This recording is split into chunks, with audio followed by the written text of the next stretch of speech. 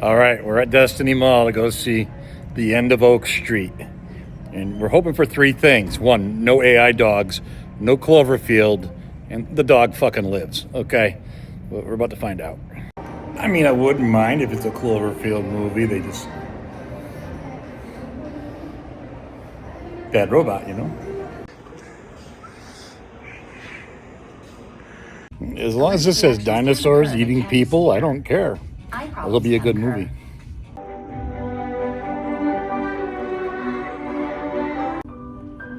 Alrighty. End of Oak Street was not a Cloverfield film, and the dog lives. And people got eaten by dinosaurs. So guess what? Yeah. Pretty good.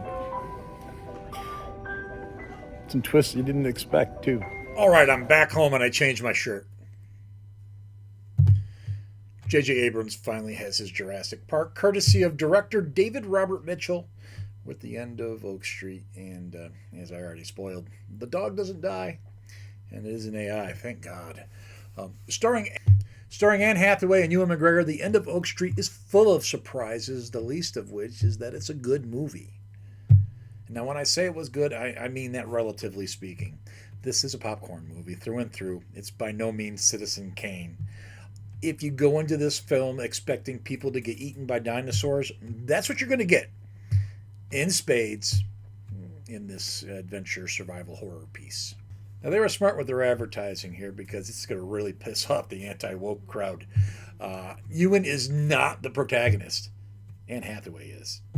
She's struggling to keep their family together and has secretly written a novel fictionalizing her marriage trials. McGregor, as her husband, is a recovering alcoholic who's lost his job at Chrysler, and he's not very successful at the recovering part.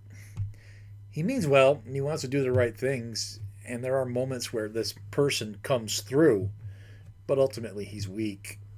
And here's the thing about Mitchell's deaf script. It has all the characters grow, including McGregor's. Their son deals with bullies. Their brilliant daughter wants to be a scientist a la Carl Sagan. But because of her dad's financial shortcomings, she can't afford to go to Cornell. Audrey is played wonderfully by Maisie Stella. She's gay, probably genderqueer, trans without it being said. And as a result, her sexuality comes across as organic instead of being ham-fisted. And Brian, the son, he's your typical early 80s teen boy. He cries a lot. He's me. I love this kid. I found a lot of kinship with this movie through its Stranger Things aesthetic, the 1982 setting.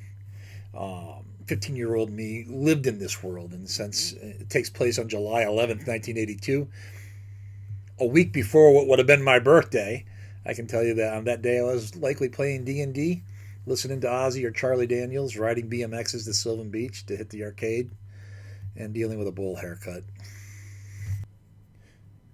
The dinosaurs are great, but they go a little overboard on the feathers and the T-Rex, I think.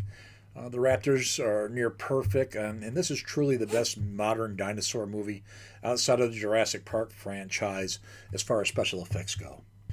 So yes, J.J. Abrams finally has his Jurassic Park courtesy of David Robert Mitchell, and it's open to a sequel. The ending takes us places we didn't expect to go, and ultimately it's guilty of a symptom of American filmmaking, that happy ending.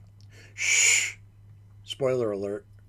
The movie is sequel ready and as a nostalgia piece paying homage to the late 70s and early 80s dino craze, which included Land of the Lost, The Land That Time Forgot, The Last Dinosaur Hunter, and even The Land Before Time.